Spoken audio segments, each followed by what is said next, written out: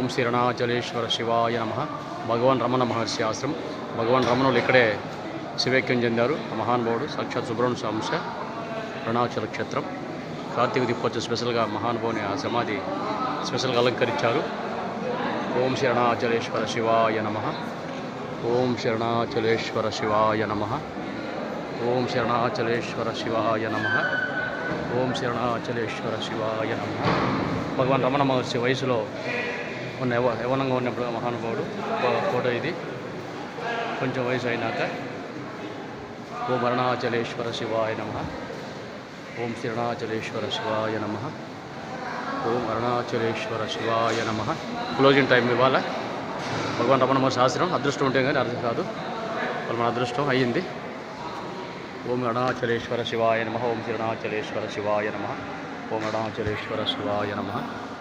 ఓం అరుణాచలేశ్వర శివాయ నమః. ఓం అరుణాచలేశ్వర శివాయ నమః. ఓం అరుణాచలేశ్వర శివాయ నమః.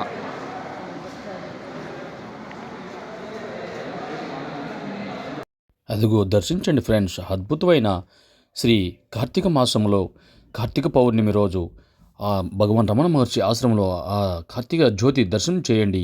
సాక్షాత్తు భగవాన్ రమణ మహర్షులు ఇక్కడ తపస్సు చేసి ఇక్కడే శివైక్యం చెందాడు. ఆ మహానుభావుడి వాడిన ఆ కర్ర చూడండి. ఆ కర్ర ఆయన సంబంధించిన తపస్సు చేసిన ఆయన వాడిన వస్తువులన్నీ ఇక్కడ ప్రత్యేకంగా రూమ్లో పెట్టారు చూడండి. మనం అద్భుతంగా వీడియో తీసి పెట్టాము. ఆ మహానుభావుడు సంబంధించిన మెటీరియల్ అన్నీ ఆయన పనుకుండే ఆ చిన్న సోఫా, ఆయన వాడిన తెచ్చే కర్రలు, తపస్సుకు సంబంధించిన మెటీరియల్ అన్నీ కూడా ఈ రూమ్లో ఉన్నాయి. ఆయన ఏ సంవత్సరం కాలం చేశారు, ఏ సంవత్సరం పుట్టారన్న డీటెయిల్స్ కూడా ఇక్కడ ఉన్నాయి చూడండి. అన్నీ భగవాన్ రమణ మహర్షి హిస్టరీ అంతా కూడా ఈ రూమ్లో ఆయన సంబంధించినవన్నీ కూడా ఎంతో విశ్వాసం ఉంది. అటువంటి మహాపురుషులు, అటువంటి మహానుభావుడు నడియాడిన తపస్సు చేసిన ప్లేస్లో మనం రావడం, ఆయన దర్శించుకోవడం, మనం కొంచెం ధ్యానం చేసుకోవడం ఎన్నో ఎన్నో జన్మల పుణ్యఫలం. అది దర్శించండి. సాక్షాత్తు శ్రీ భగవాన్ రమణ మహర్షి అరుణాచల క్షేత్రంలో ఎంతోమంది ఫారిన్ కంట్రీస్ వాళ్ళు ఇక్కడ వచ్చి ధ్యానం చేసుకుంటూ తపస్సు చేసుకుంటూ ఉన్నారండి. అటువంటి పరమ పుణ్య మోక్ష జ్ఞాన మోక్ష క్షేత్రం శ్రీ అరుణాచలేశ్వర స్వామి టెంపుల్. అటువంటి మహాపురుషుడు తిరుగాడిన ప్రదేశం అండి ఇది. ఆయన అన్నం తినడం అంటే యజ్ఞం. బ్రహ్మము నైవేద్యం పెడితే తింటే ఎలా ఉంటుందో అలా ఉంటుంది.